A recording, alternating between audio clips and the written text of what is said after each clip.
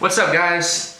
Military Life Before and After episode 11. We are here with me and Coast Guard Chris. What's up, YouTube land? YouTube land, we're back. This is going to be a Q&A type. I think we're just going to stick to this format now.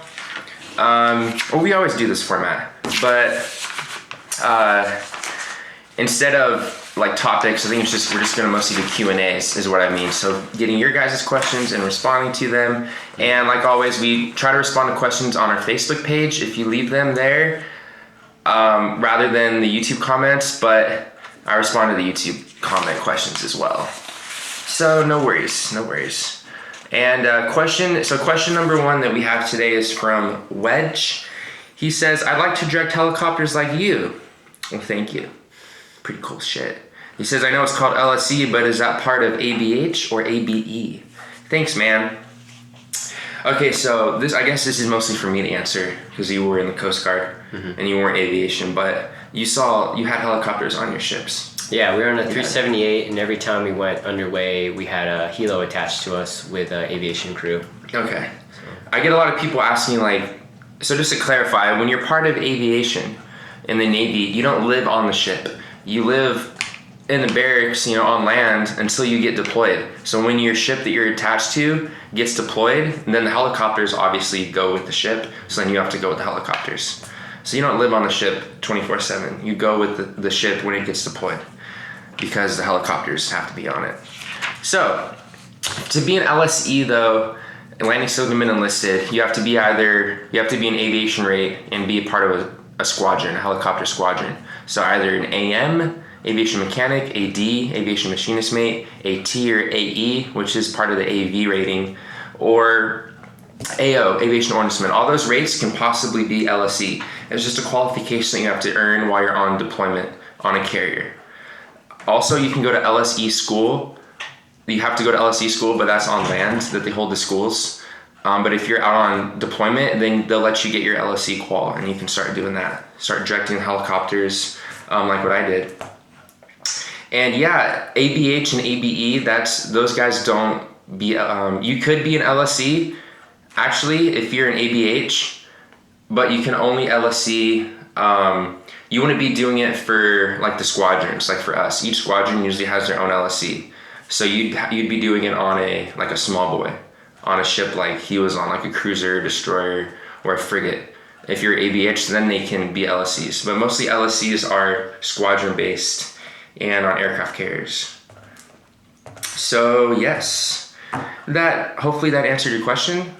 So now question number 2 is by somebody with a bunch of random letters, and they ask about charging your laptops or tablets and stuff. Like, where do you do that? They said you can't do it in your rack, right? Because there's no outlets.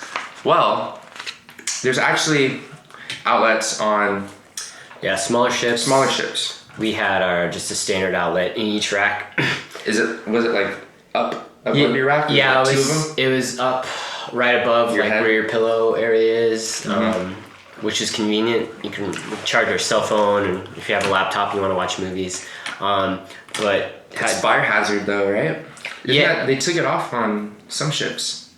Yeah, I mean, as far as I know, they're still on ours. And then they had general outlets in the berthing. And typically what we would do is we would get a certified power strip from the electrician's mates. In our case, if you're on a bigger ship, you get them from the electronics technicians. Yeah.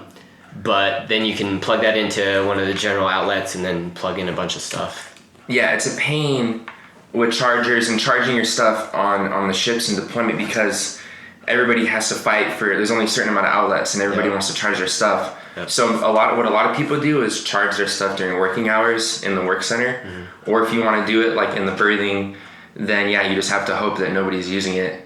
And there's no outlets on carriers. They don't have the ones I was on, CVN 72 and CVN 73, they didn't have outlets in your rack because it was a fire hazard. So, and also with outlets and charging stuff, you have to get all your electronics certified, like he was saying. So you have to take it on the carrier, one of the ET shops, I think, and you have to get a little sticker, and you have to put it on your electronics. And if you don't have that sticker on it, then technically it can get confiscated. Yeah. Because it's a fire hazard or something. Another trick too is to, if you can buy an external battery.